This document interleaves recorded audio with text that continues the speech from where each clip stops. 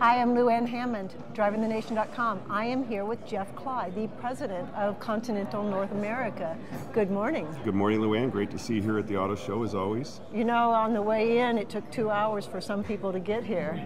Someday we'll improve that. With automated driving and snow tires as well, or winter tires. That'll help as well. I hear that you've got all of that available to customers. We're available for business and quite frankly, automated driving, I think, and the infrastructure behind automated driving and the car-to-car and the infrastructure communication will really reduce a lot of the congestion that you saw. Obviously, winter tires helps as well. And you sold like 150 million tires. I can't even say that number. It's a lot of tires. It's a lot of tires. But obviously we're one of the larger suppliers around the world, and it's a big part of our business. It's one that doesn't always get all the publicity, but it's a big part of our business, and there's a lot of new technology going into tires as well. So that's what I really like about Continental, is that it actually has tires, and then it works from the tires up into the car, into automated driving.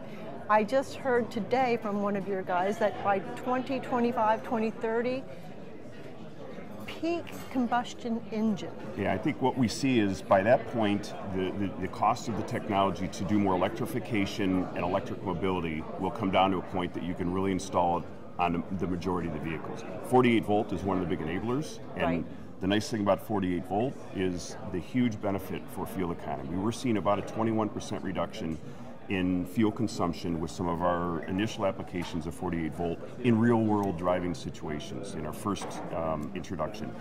Beyond that, of course, the cost of the batteries, the cost of the cells, and the cost of electrification will come down, and that's when we start to see in the 2025, 2030, really, we're going to see electrification even take off, and that's why we see the peak in pure internal combustion. Which is why you have that website, 2025ad.com. That's right. I got it in there for you. It all fits, thank you. A lot of your decisions are based on safety, and I know that as far as I can remember, Continental is the first one that really used the phrase Vision Zero. Vision Zero applies to the safety element, you know, with Vision Zero meaning, first of all, zero fatalities. Right. You know, 1.2 million people on the roads around the world die every year.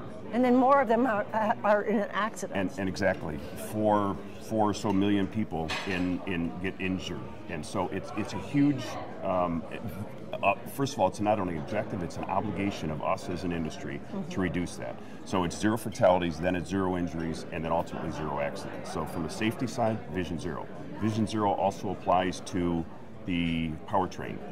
Zero emissions. That's where we think it needs to go. That's where we think it will go when the cost of those technologies allow it to be applied to all the vehicles. And of course, it requires a connection to the cloud and the ability to communicate with the driver, communicate with other cars, and that's where the interior group comes in. Because that's where you really see autonomous driving. The pivotal point in autonomous driving is there will be so many fewer accidents. That's correct. And less congestion, less accidents. Less emissions going down because you have less gasoline spilling over the ground.